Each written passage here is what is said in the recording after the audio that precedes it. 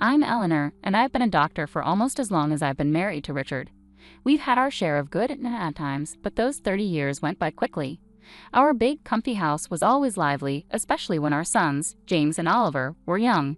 They were very different from each other, but each brought their own special happiness into our lives.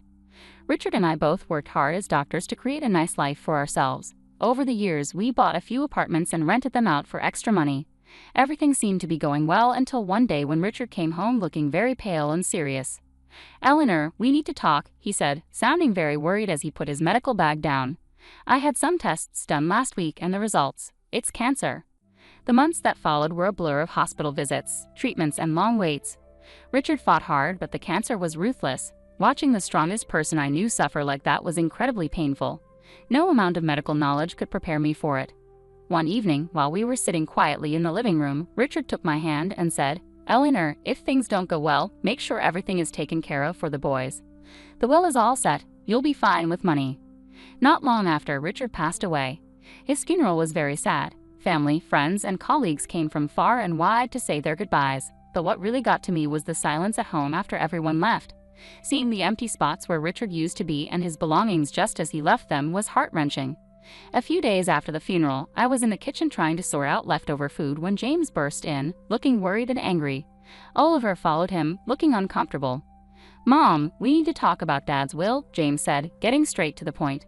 I sighed and put down the cling film. "Yes, I know. Your father left everything to me. He wanted to make sure I was taken care of." James slammed his hand on the counter. "But what about me and Oliver? We're his sons. It's not right that we get nothing." Oliver tried to calm things down. "James, let's not argue right now. Mom is still grieving. We can figure this out without fighting." James glared at Oliver. "It's easy for you to say. You're not thinking about the future." "I am." I leaned against the counter, feeling the pressure of their looks. "Your father and I built everything together. He trusted me to take care of things. But I hear you, James. I don't want to leave you out." "So what now?" James said, crossing his arms and raising his voice. "Do we just wait until you decide it's time to give us our share?" "James, watch your tone," I said, losing my patience. "I am still your mother." Oliver stepped between us, raising his hands like he was trying to break up a fight. "Let's all calm down. This isn't helping." "Mom, maybe we can find a compromise," Oliver suggested. I nodded and rubbed my temples. "Here's what we can do. The apartments that your father and I invested in downtown." James interrupted. "Yes, those." I gave him a look to signal him to be quiet for a moment. "I was thinking you each take one. You can live in them or rent them out. I'll also give each of you $225,000 to help you get started." James was clearly calculating in his head. "And the rest, the house, the money, will stay with me for now. When I'm gone, it'll come to you." "As for your father's wishes," I said firmly, "James, this is fair. I know you want to argue more," but Oliver nudged him. "Let's think about this. Mom isn't leaving us with nothing." James finally nodded, though he looked upset. "Fine, but I want this in writing. No more surprises." "Of course," I agreed. "We'll get everything documented properly." As they left the kitchen, I heard Oliver whispering to James, "Give Mom a break. She's doing her best." James muttered something I couldn't hear and didn't really want to. As I washed the dishes, I wondered if Richard could see us and what he'd think. I hoped I was making the right decisions, but only time would tell. And time, as always, was unpredictable.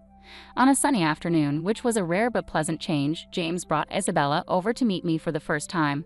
They hadn't been dating long, but James was clearly smitten. You could tell by how he was fussing over her, which was unlike him. When they walked in, Isabella immediately had an air of confidence, almost like she owned the place. Dressed up in fancy clothes, she strolled into the living room with hardly a greeting, her eyes taking in everything.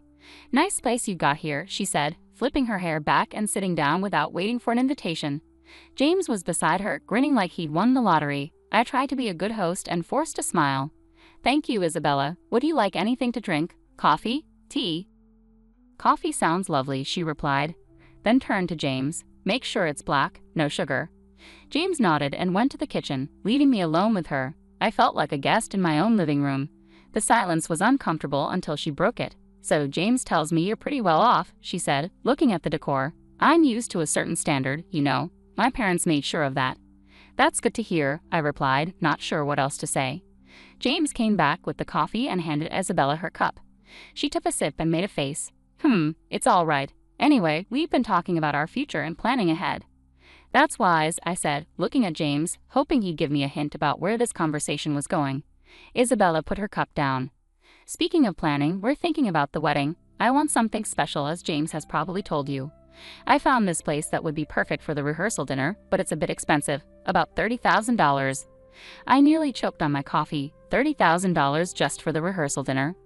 James quickly jumped in. Mom, it's important to Bella. We want to start things off right. I set my cup down, feeling frustrated. That's a lot of money for just a dinner, Isabella. We need to be more reasonable. Isabella's expression turned cold. Reasonable? James says you have the means. I don't see why we should compromise on something this important. James nodded along, but I could tell he was uncomfortable. He knew this request was excessive. I'm all for celebrating, I said, trying to stay calm, but $30,000 for a rehearsal dinner is way too much. I can't justify that.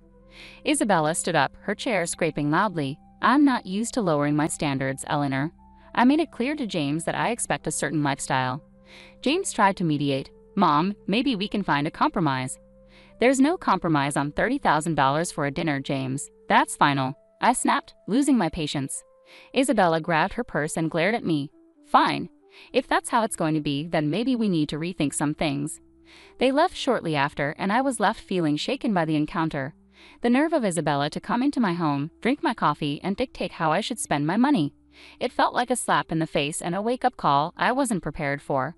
While I was at the grocery store, James and Isabella decided to drop by again. When I got home, Oliver was awkwardly trying to keep them entertained in the living room. The tension was palpable, the kind that makes you want to turn around and leave, but it was my house, so I braced myself and walked in. Isabella, as flashy as ever, handed me a list as soon as I set down my grocery bags. Eleanor, we thought a lot about the wedding gifts, and here's what we've decided. I hope this will make things easier for you. I glanced at the list she gave me. It was surprisingly sensible: kitchen appliances, some nice china, and even a couple of pieces of furniture. This seems quite reasonable, I said, feeling a bit of relief. I think these are wonderful choices. James looked at Isabella with hope in his eyes. Just as I was about to talk about where we could buy the items on the first list, Isabella's expression suddenly changed. She gasped. Oh no, this isn't right. Give that back. She snatched the list from my hands and pulled out another piece of paper from her purse. Here's the real list. The new list was shocking. It included an apartment, a luxury car, an exclusive vacation, and even diamond jewelry. I couldn't believe my eyes. Is this some kind of joke? Isabella remained unfazed. No joke, Eleanor. These are the gifts we expect. Only the best for our wedding. I looked at her, then at James, hoping he would speak up or show that he didn't agree with this craziness. But he just stood there, looking torn but silent. I couldn't hold back. James, why are you letting her do this? You know this is unreasonable. Isabella interrupted, her voice rising. This doesn't concern you, Eleanor. You just need to pay up and stay quiet. That's when Oliver stood up, his face serious. That's enough, Isabella. You're not going to talk to our mom like that. This is her house, and you're way out of line. You need to leave now. The tension in the room was thick as James and Isabella gathered their things. Isabella muttered angrily, "This is ridiculous. We'll remember this." Then they left, slamming the door behind them. I sat down, feeling the weight of everything pressing down on me. Oliver sat beside me and put an arm around my shoulders. We'll figure this out, Mom, but you can't let them bully you into giving more than you can or should. It's not right. He was right, of course, but as I sat there with my son, I worried about James. How had things gotten so out of hand? How could he not see what this was doing to our family? The silence that followed was filled with unspoken worries and fears about the future. I knew this wasn't over. Things were only going to get tougher from here. In the weeks that followed, James called constantly, each call more demanding than the last. His tone was desperate, almost frantic. "Mom, you don't understand. I can't look poor next to Bella's family," he'd argue, his voice breaking with stress. "You have the money. Why can't you just help me out?" I sat at the kitchen table, phone pressed to my ear, feeling a tight knot in my stomach. "James, it's not just about the money. It's about living within your means. Bella's expectations are unrealistic. You can't sustain that without going into serious debt." He'd scoff, frustration clearly boiling over. "What do you know about it? I'm not going to live like a... I need more from the inheritance now." "The offer stands," I said, trying to stay firm. "James, I've agreed to cover half the wedding costs, up to $115,000, and give a $5,000 gift. That's more than generous. Everything has to be agreed upon with me, though. No more surprises." There was a pause, then he laughed sharply. "That's nothing. You're just being stingy. You have $1 million sitting there." Why are you holding out on me?" "Because it's not just about the money," I replied, my patience wearing thin. "It's about not supporting a fantasy that will ruin you." He yelled so loudly that I had to pull the phone away from my ear. "I don't need this. I'll handle it my way. Forget you." And with that, the call ended abruptly. Months went by in silence. I tried to keep busy with daily routines, pushing thoughts of James to the back of my mind, but the calm didn't last long. One afternoon, the phone rang, and it was my sister-in-law, Aita. "Eleanor, I thought you should know," Aita said cautiously. "James is flying all the wedding guests to Hawaii. He sold his apartment to pay for it, and he expects you to make your own way there. He mentioned you weren't interested in helping." I hung up, feeling a mix of anger and sadness. How could he be so reckless? Before I could process it all, Oliver came into the room with a serious look on his face. "Mom, there's something you need to hear." I recorded their conversation when they were here. He handed me an audio recorder. I pressed play, and the voices of James and Isabella filled the kitchen. "James, your mom is just a nasty old woman with a fat wallet. We need to squeeze as much as we can out of her and then cut her off." James's voice came through chillingly clear. "Whatever it takes, Bella. I'm not going to let her control us. If it comes down to it, I'll kick her out in her underwear." I turned off the recorder, my hands shaking. Hearing my own son speak about me like that was unbearable. The room seemed to spin as I tried to grasp the full weight of his betrayal.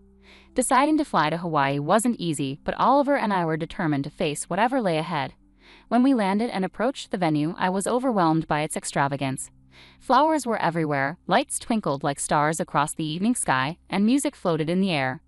As we entered the gathering, I saw James and Isabella mingling with guests, looking like a picture-perfect couple with their smiles and laughter.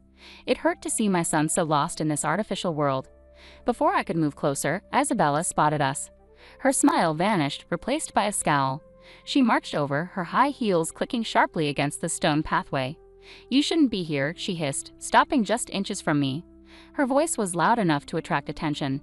"This is my day, and you're not welcome." I was taken aback, but before I could say anything, her parents, who had overheard, approached us. Her father, a tall, stern-looking man, spoke first. "Isabella, that's no way to speak to your guest, especially not to James's mother," her father said sternly, his tone making Isabella's cheeks flush with embarrassment. Her mother, looking equally shocked, turned to me with an apologetic smile. "Eleanor, please come with us. Let's find you a place to sit."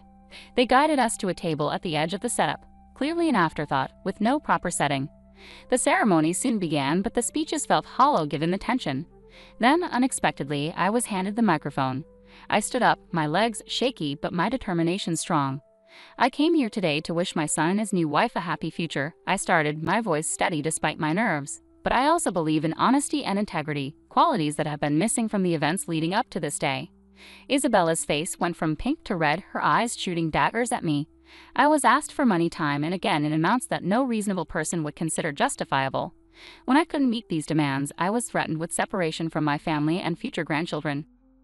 My voice cracked a bit, but I continued. Oliver, seeing my distress, stepped closer and placed a supportive hand on my shoulder. I nodded at him and then turned on the audio recording he had made. Isabella's voice filled the air, cold and calculating as she discussed how they planned to extract more money from me. James's voice agreed, saying he was prepared to leave me with nothing for his bride. The crowd's murmurs grew louder, filled with shock and disapproval. I turned off the recorder, the silence in the room heavy. I gave my son an apartment and $25,000, and it was still not enough. Today, I am making it clear, I will not be treated as an ATM or threatened. I am disowning James and Isabella. I wish them well, but from this day forward, I am choosing to remove myself from their lives. The reaction was immediate. Isabella screamed, her voice shrill and angry. "You've ruined my wedding. I curse you." Returning home was bittersweet. In the quiet of my house, I made a decision that even surprised me. I quit my job. After years of healing others as a doctor, it was time to focus on healing myself and rebuilding the life that had been torn apart. Oliver, bless his heart, had just graduated from art college and was brimming with ideas and ambition. With the $25,000 I had given him, he opened his own tattoo parlor. It wasn't just any shop. It quickly became a place where art and skin met in stunning displays. Oliver poured his heart into his work, and it paid off. He began entering tattoo contests, and soon his name was well known locally. Before long, he was opening more locations, creating a network of salons that became a hotspot for tattoo enthusiasts. I'd watch him sketch late into the night, his dedication a stark contrast to the chaos his brother had created. "You're doing amazing, Ollie," I'd say, feeling proud. During these calmer months, James reappeared one afternoon. He showed up at the door, looking tired and defeated, so different from the ambitious man he used to be. "Mom, I need to talk," he said, sitting down without waiting for an invitation. His voice was weary, a far cry from the demanding tone I was used to. I sighed and motioned for him to continue. "What is it, James?" "It's Bella. She's driving me insane. Nothing's ever enough. I got a second job, but it's still not enough for her." His voice was desperate, but it didn't erase the past. "James, I warned you. I told you living like that with someone like her wouldn't be sustainable." He rubbed his face, clearly frustrated. I know you warned me, but I thought." His voice trailed off, replaced by a deep sense of hopelessness. "Thought what?" "That money would magically appear just because you wanted it to." My tone was sharp, hardened by years of frustration. "Look at your brother. He started with the same amount and built something of his own without stepping on anyone." James bristled. "Yeah, well, not everyone's like Oliver, are they? I have a right to the inheritance too, remember? And when you're gone, it'll come to me." That was the last straw. "Get out, James," I said firmly. "And don't come back, not this time. You chose your path." His jaw tightened, and for a moment, I thought he might argue further. But instead, he turned and walked out, slamming the door behind him. In the quiet that followed, Oliver came downstairs, having overheard the end of our conversation. "Are you okay, Mom?" he asked softly. I nodded, wrapping my arms around Oliver. "I'm okay now, thanks to you. Let's focus on the good we can create and the life we can build together." He hugged me back, his presence a comforting reminder that not all was lost. In that moment, I felt that despite the hard patches, the journey was still worthwhile. We had each other, and that was enough to keep moving forward. Once the storm with James had passed, our home settled into a peace I hadn't felt in years.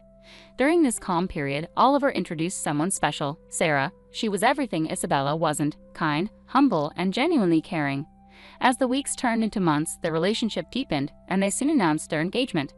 Unlike James's extravagant wedding, their ceremony was a simple, heartfelt event in our backyard. With flowers from the garden, homemade decorations, and a small group of close friends and family, the day was perfect. During the reception, I pulled Oliver aside. "You've chosen a wonderful woman," I said, my voice choked with emotion. He squeezed my hand and smiled. "I learn from the best," he replied, giving me a knowing look. Life moved quickly after that. They sold the apartment I had given Oliver, adding some of their savings to buy a small, cozy house just a few miles away. One sunny afternoon, while we were having tea in their new living room, Sarah shared some exciting news. "Eleanor, we're expecting twins," Sarah announced, her eyes sparkling with excitement. I nearly dropped my cup, overwhelmed with joy. "Twins? Oh my goodness, that's wonderful." Oliver beamed, his pride clear. "We wanted you to be the first to know. We're really happy, Mom." "Twins," I repeated, letting the words sink in. "Grandchildren." It was a new chapter I was eager to embrace. As for James, news about him was rare. The last I heard, he had divorced Isabella. She had taken almost everything in the split, leaving him to start over in a different city. Despite the pain he had caused, it hurt to know he was out there struggling because of his choices. One evening, as I was looking through old photo albums, Oliver came and sat beside me. He noticed a picture of James and me from years ago. "Do you ever hear from him?" he asked softly. I shook my head. "No. After everything, he's chosen his path, and I have to respect that, even though it breaks my heart." Oliver put an arm around me. "He's still my brother, Mom. Maybe one day he'll come around." "Maybe," I agreed, though I wasn't entirely sure if I believed it. But for now, we had plenty to look forward to, especially with those twins on the way. Oliver chuckled. "Yeah, you're about to be the busiest grandma in town." We both laughed, the sound filling the room with warmth. Despite the past, the mistakes and hard patches, this moment with Oliver felt like everything was exactly as it should be. Life was moving on, and so were we, with new hopes and dreams just on the horizon.